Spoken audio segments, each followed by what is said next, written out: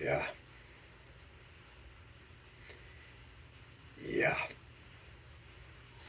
Shit's getting real. Because people are always asking me, Nick, what are you up to these days? And I show them this, and they're speechless. Uh, you gotta start somewhere, isn't that right? I mean, when it comes to a prototype, it doesn't have to look the greatest. It has to be functional in what you claim it's supposed to do.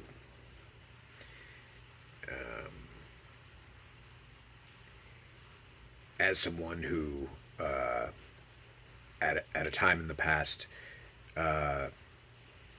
reached out to organizations to try and get help with a patent for some of my ideas, only to then be called, literally, got a call on the phone from one of these organizations that supposedly helps, you know, broke inventors like myself, creative types who have ideas. I contacted one of these organizations that's supposed to help you get a patent, right? Help you develop your idea because they have capital and you don't.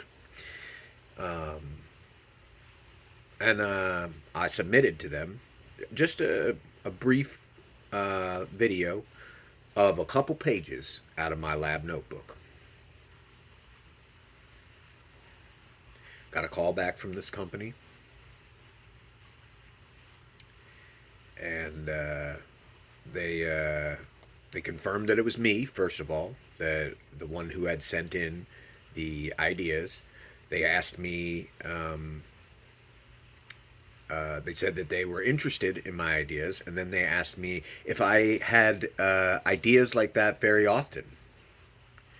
And I said, yeah, all the time. I got no shortage of ideas similar to this. And they were like, well, it's good to hear. So, we're gonna reach out to you. We're gonna have someone reach out to you from our what was the branch of their company? They said from our, was it research and development team or from our patent office? I can't remember, patent office or something like that. We're gonna have someone reach out to you though, basically on Monday, because I think it was a Friday when they called, and I picked up, and they'll get you set up so that we can get your project started. I was dumbfounded. I didn't think anybody would ever be interested in some of the scientific ideas and the prototype designs that I had sketched out and wrote notes and instructions in my lab notebook for. Honestly, when I started writing down my ideas, well, back up. The lab notebook that I had, or that I still have, was given to me as a gift by one of my ex girlfriends, Melissa Jaros, and as she said, for me to write all my crazy ideas down in, and I thought that was a very sweet gesture and a gift to give someone, and I haven't always received like, well, my mother is an excellent gift giver, like very thoughtful. Like I mean, she's known in our family as like the best at giving gifts. It's almost frustrating. Like, I mean, as awesome as it is to receive, an epic gift from somebody that you really appreciate and want, and has it's sentimental and heartfelt and thoughtful, and like, God, it's like you almost it's almost frustrating how good she is at giving gifts. But other than my mother, for the most part, I've been I think a difficult child and having such a vivid and vast imagination as I do. I can conjure up so many wild things that I might like to engage with that it can be difficult to give a gift to someone like me. But truthfully, that lab notebook, she got me the lab notebook, and she had I think she had my name monogrammed on it in like gold lettering. So it said lab notebook on it, Nick Stone's lab notebook on it. Very cool, very cool. And so that's where she gave it to me to write my ideas down in. And and it was graph paper, little space for the for the lab procedure, and a title and a date and a signature spot, like official, and it was leather bound. It was nice. And so that was the book that I sent in a brief video to this company of some pages out of it to see if maybe they'd want to finance me trying to get a patent for my ideas. And like I said, I got a call back. I didn't even expect to get a call, let alone, you know, well, anyway, they called and told me someone would be in touch with me from their, patent office or their patent division or something, whatever the fuck, and their R&D department, and I was psyched. I was psyched. I was like, I can't believe somebody like believes in my idea. Somebody likes my idea. They want to put effort and money and time into me, into something I came up with. That was like the most validating, and it was a really inspirational kind of like moment for me. I remember where I was. I was at Tanya McSabi's house at the time, which she's another ex of mine, who she we'll just put it this way. She is the witch that started my journey down the rabbit hole of the occult. She's the very first one, and she was not a nice person to me. That's all I need to say about that. I'd even argue, and I mean, and her daughter Bree, she was not the nicest person to people, but she was always very nice to me. Probably because she seen how her mother was treating me, and probably felt bad for me. I don't know, but even though I to all my friends and anybody else who'd known Bree, she's kind of a bitch and fucked them over. But she was always very nice to me. Now her mom, not so much.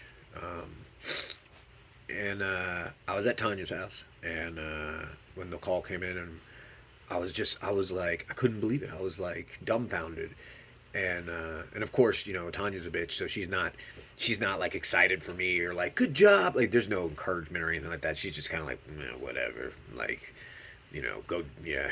Why don't you go do something for me? And but I'm like feeling good. I'm feeling good, man. Somebody wants to put.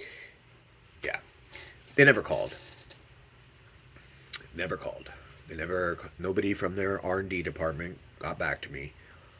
Nobody ever called to follow up. Now I have seen my technology be created and used in modern society.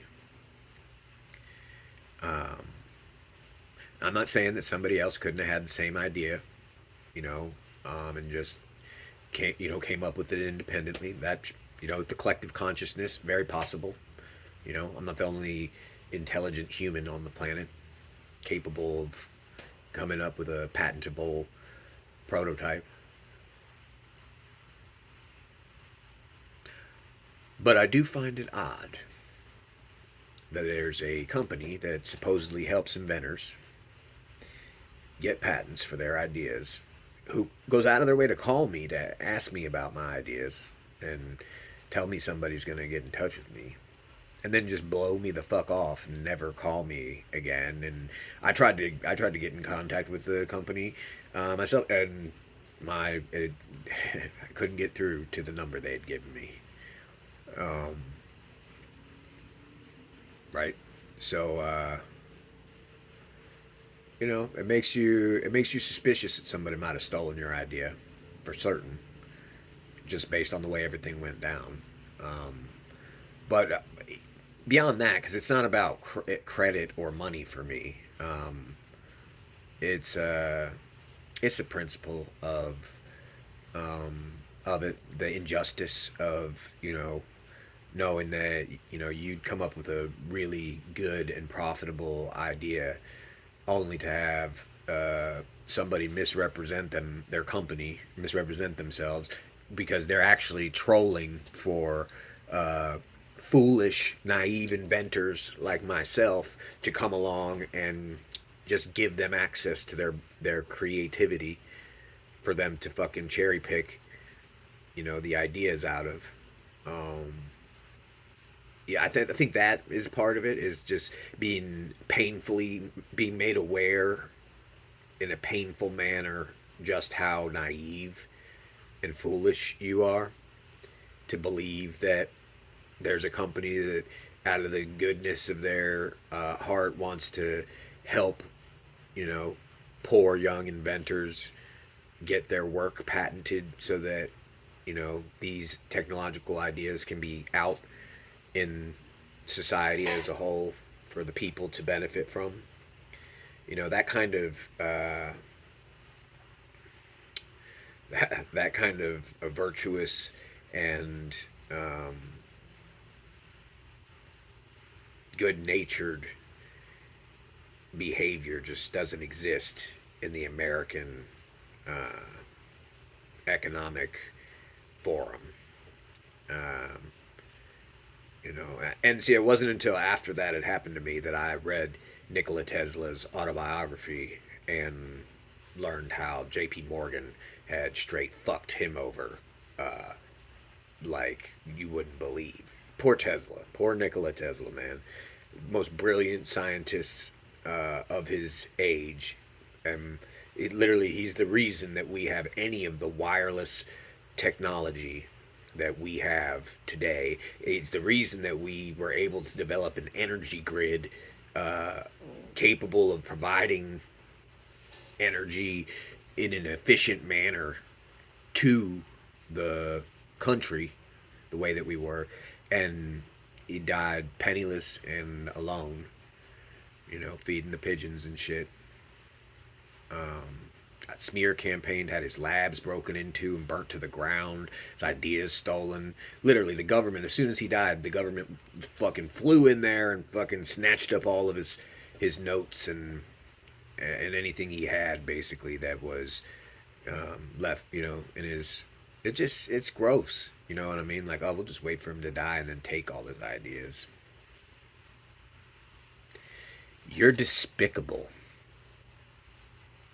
Any predatory organization that is willing to ostracize, blacklist, and otherwise torment another human being simply because their ideas are good, are viable, are groundbreaking, are game changers, and you seek to drive that person into insanity and isolation in order to prevent them from being successful without you? Well, you're a special kind of fucking despicable, aren't you? You're the kind that's unforgivable in my mind. Because I can forgive most people who are dastardly. Most people that are dastardly, I could forgive you. You know, because I can see where the trauma happened in your life that caused you to go astray and then perpetrate behaviors upon others that were inappropriate, to say the least. I can, you know, because I can see the cause and effect there. You know what I mean? I can see the causality. I can see that you know, there's a purpose behind your behavior that is bad. You know, and you know, if you're gonna be bad, you got to be bad with a purpose. You know, and otherwise you're not worth forgiving. You know, because you're just running around doing fucked up shit to people for no goddamn reason. Well, you need to be put down. You're a rabid dog. And you need to be put down because you're a danger to yourself and others. And that's how I feel about people who do things strictly for money. Now, I don't mean you do something for money because everybody's got to survive, right? Like in the just the classical sense. I mean people who do dastardly things, to knowingly do dastardly things that impact others negatively. You know what I mean? Like stealing somebody's intellectual property. That affects somebody emotionally, spiritually, psychologically, financially. Now, if you do that to somebody repeatedly, to the point where they're fucking talking to pigeons and living in exile and, you know, broke and penniless, and then as soon as that person you badgered into a lonely and miserable existence, as soon as they kick the bucket, you swarm in and steal all their shit because you know that they are fucking a genius and you're fucking gross. You're disgusting. You are a disgusting organization. You are a disgusting human being to conduct yourself in such a manner towards another living creature. For what? For profit? Really? So you could collect more little fictitious pieces of paper that somehow quantify your value in life? You're not only disgusting, you're sad. You're a sad, disgusting organization that I would argue is part of the fucking problem that humans have in the modern era. You're the reason that we're dangerously close to annihilation rather than moving up to a type 1 civilization. See, that's what happens when you hobble the American people by stealing people's intellectual property and then shelving it just so that it can't compete with your shitty ideas. You're hobbling an entire generation of human beings by withholding people's information. And then you act like, well, they don't have to sell their ideas. The bullshit. Bullshit. Because the other option is they kill you, right? I mean, you have a groundbreaking, like, you know, idea that is going to shake the very infrastructure of a country. They kill you and take your idea. So when people come and lowball the shit out of you for your idea, it's not an option that they're giving you. It's not a polite suggestion. It's a threat. That's a blatant threat. That's them coming in telling you, we are more powerful than you. We're bullies. And we're going to kill you if you don't give us your idea for these fucking measly pennies. Or they're just coming in and they're like, we don't know if we're strong enough to kill you, so we're just going to steal it. Because we think we can get away with it and we have more financial resources than you, and so we're just going to steal your shit. It might get used in the, you know, society you live in. It might not. We might just put it on a shelf somewhere and make sure that no one else develops it. And we think so little of you that we're not worried in any capacity about whether or not you try to come after us for what we're doing, because we'll just make you look crazy. We'll discredit you as a human. We'll try to, you know, dirty up your past and twist the facts all about to make you look like you're a fucking piece of shit, so that nobody wants to listen to what you have to say.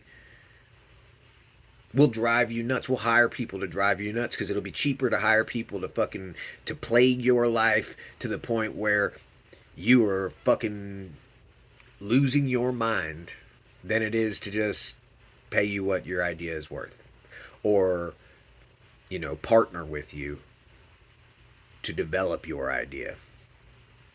It is cheaper to fucking drive you crazy. It is cheaper to kill you. That's the country we live in the United States of America. They have literally been experimenting on the United States population. By they, I'm talking about the United States fucking government and any of the subsidiaries or bureaucratic agencies affiliated with it. Any of the black budget projects that they are fucking have their little fat fingers in. I'm talking about the whole enchilada of the gears that turn that affiliate themselves with the government. I don't care if they're state or federal. Now, I know that they're considered separate entities, and they are by all, by all traditional senses. But they're basically just one's a little mini me of the fed, like, right. The states are just little mini me shit governments of the big shit government, right? Because the big shit government gets to wave its jurisdictional dick in the face of any of these smaller shit governments that the states have, and just steamroll right on through those motherfuckers if they should stand in the way of the United States federal fuck you government. So that's how I look at it anyway. Like, there's the main bully, and then there's 50 little fucking toadies. Little fucking squat, sawed-off pricks that work for the fucking big bully in charge.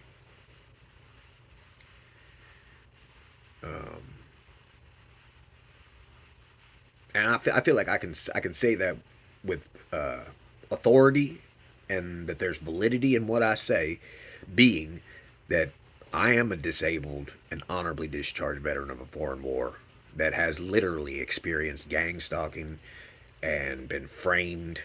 I've been, they tried to fuck me out of my veteran benefits. I had to contact Alyssa Slotkin, God bless her. I had to contact her after fighting for, I think it was 8 years, to try and get my total and permanent disability, because even though my disabilities are invisible, they do make it dangerous for both myself and others for me to operate in a working capacity in most jobs, almost all of them,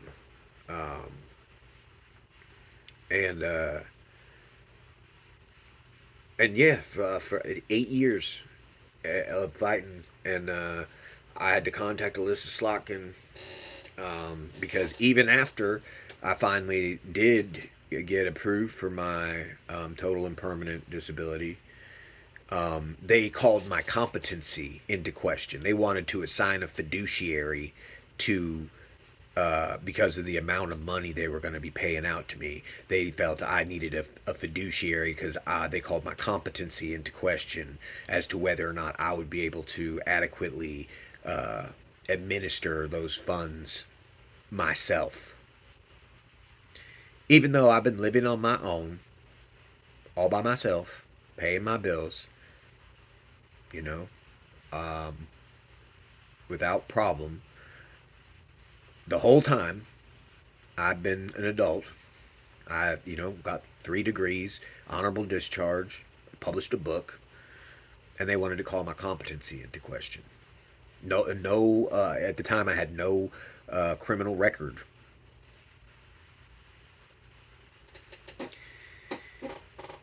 I saw 4 different VA doctors who all said that I was competent before I contacted Miss Alyssa Slotkin, and I'm very grateful to her. She is a veteran herself, and she is a woman of merit who says what she means and means what she says, and that's more than I can say for most fucking politicians. I do enjoy Tulsi Gabbard as well, but this isn't about my political beliefs. This is about the way I've been fucked about in this country because I'm intelligent and because I'm creative and because I'm capable.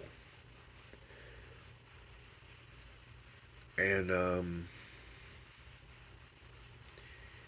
you know, it's been, I mean, I know life isn't fair, so I don't want to say that, it's unfair.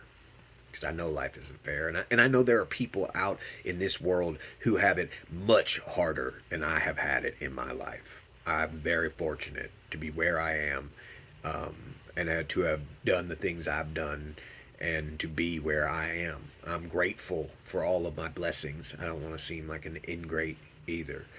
I'm very grateful for everything that I have. But I have fought my ass off and struggled and worked very fucking hard to get to where I am. And some of the reason why I am where I am today is due to the grace of other human beings who felt like giving me a second and a third and a fourth fucking chance to try and get something right. Because I make a lot of fucking mistakes. I do everything the hard way. Rough around the edges, and I'm usually doing something inappropriate that, whether you like it or not, has most people in the area captivated, or at least curious about what the hell it is I'm doing. And by virtue of being that person, I made myself a target. I didn't realize at the time that being a unique, different, and intelligent person would be such a threat to my own country. Like I said, I'm naive. I still feel like I'm a naive person, even despite all of the fuckery that I have survived and all the life experience I've accumulated. I still find myself feeling like I'm pretty naive comparatively to my constituents that are in my age range. I still expect, when I look at somebody and I meet them for the first time, I am trying to see the best human that I possibly can in them. So it doesn't matter to me if I get introduced and it's like, hey, this is Paul, and Paul's a career criminal. Mostly non-violent stuff, but he's had a couple times. But he's a good guy, and we want you to help him with some of his legal troubles. Most people would be like, unless they're a lawyer, obviously, right? But let's face it, if they're coming to me, it's because they can't afford a good lawyer, right? So most people, when somebody's brought to them like that, feel like, yeah, I don't know why you're bringing violent criminals around me, but no thank you. I don't need to be affiliated with that kind of fuckery. Me, though, I am somebody who tries to approach anyone with a sympathetic mind, and I try to put myself in other people's shoes, and I try to think if that was me, how I would want to be treated, and I try to see the best in them, despite what kind of fucking horrible jacket comes along with them. For the most part, obviously there are exceptions to every rule. But for the most part, the average human beings, if I run into somebody and, they got a checkered past, I'm willing to look past that. In I mean, uh, provided that you are standing in front of me with something, to offer. You got a direction you want to head in, or you can show me in some capacity that you are genuine, in that you don't want to continue being a piece of shit, right? But like I said, naive, and when I started this little circus, I thought I wanted to help junkies, get sober, because I had a problem, with chemicals back when I was younger, and I was fortunate that I was sent to, well, fortunate, and there were some unfortunate things that happened there too. But the fortunate part was that I was sent to this outdoor therapeutic program, where I learned how to talk about my feelings. Because if I hadn't learned how to talk about my feelings, would not be the person I am today. And I was headed down probably a not so great path. And so learning to talk about my feelings taught me a lot. Taught me about other people. It taught me about myself. And it helped me. It helped me a lot with girls. Honestly, I'm a heterosexual man, and it helped me very much so be able to connect and communicate with the opposite sex, which awesome. You know what I mean? Like, as far as I was concerned, because I was sympathetic, and I was, or not maybe I was empathetic, rather than the cocky kind of borderline misogynistic human being I was sort of becoming. Um, it made me way more empathetic towards my fellow man, and capable of understanding where they were coming from, and communicating with them about how they feel, and then also how I feel as a result. Which communication is key when it comes down to it. Um, but yeah, uh, that getting back to it, that day at Tanya's, and I was riding high, feeling great about myself. Like somebody wants to put money into developing one of my ideas. Man, it was like going from being at the top of the roller coaster to plunging down to the bottom. Once I didn't get that call, and I couldn't, and then I tried to call the number and couldn't get it. There was just beep, beep, beep, beep. It's like the international tone response for the number's been disconnected at the time. And then it started to slowly dawn on me what was going on. Like, oh, I'm an idiot. Why the fuck would anybody want to invest in me or my ideas when they could steal them? Shit, I just gave them fucking a 20-second, 30-second video showing them several pages right out of my lab notebook. What do they fucking need me for?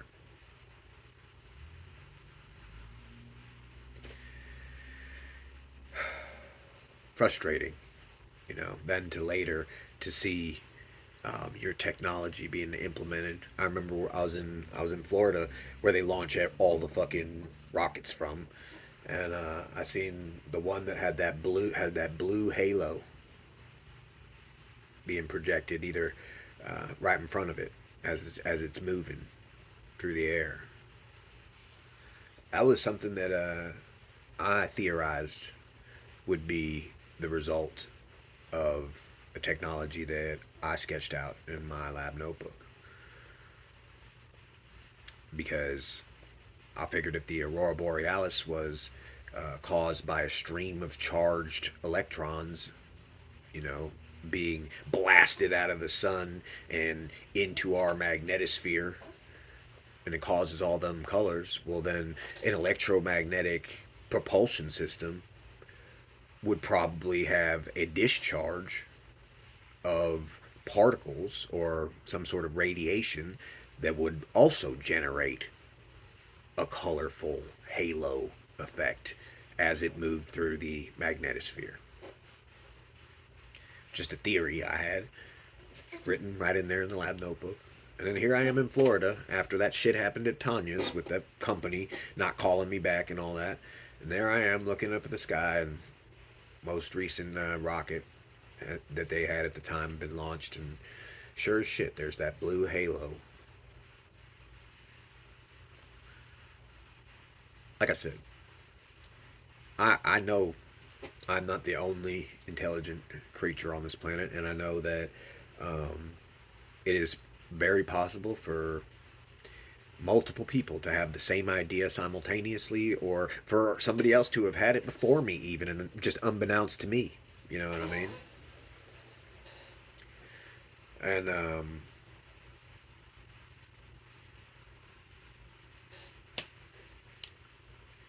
but it's just kind of like, a fuck you when you see something like that.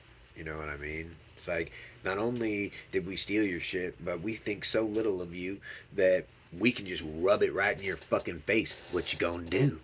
What you gonna do about it?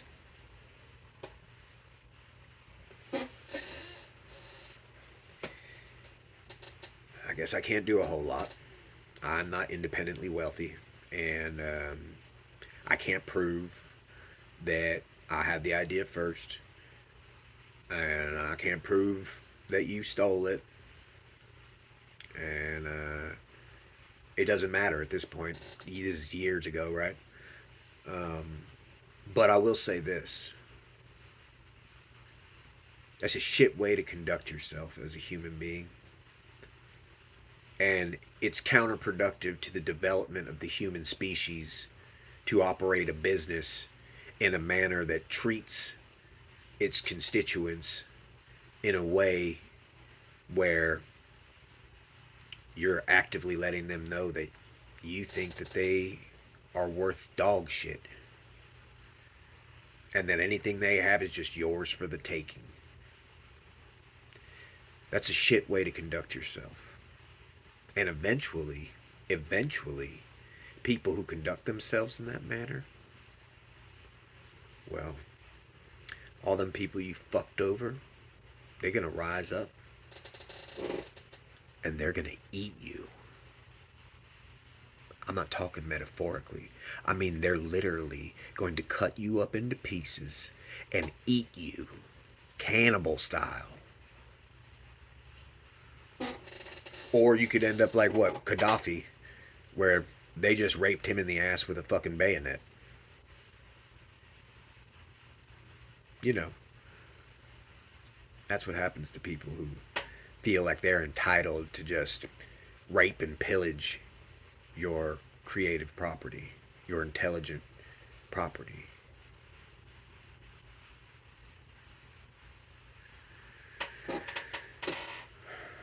I don't have to seek revenge on anybody or do anything in order for justice to be sought on my behalf. And I have no plans to do anything to anyone, because I know that my Aunt Karma is out there. She's got a list. She's checking it twice. Oh no, wait, that's Santa Claus. You get what I mean, though. Aunt Karma's out there. She's swinging bats with nails in it, goddammit. So, conduct yourself as you will. Play as you will. I am not here to micromanage. But if it were me, I'd think about learning some goddamn manners and figuring out how you can acclimate yourself to a social climate where you value your fellow man rather than exploit them. Because that shit's a little tired. And in order to get from a type 0 civilization to a type 1 civilization, we're going to have to stop kneecapping each other if we want to get there. Because in order to harness the energy of the entire planet, well, you need everybody working together for the same cause, don't you? And the other option to making it to the type 1 civilization from a type 0 civilization is extinction. You either make it or you die. So as I see it, y'all are on borrowed time. Either way, because either we're going to make it, which means you're going to have to start playing nicely with others, or we're not going to make it, and you'll be dead. And it'll be your fault, not mine.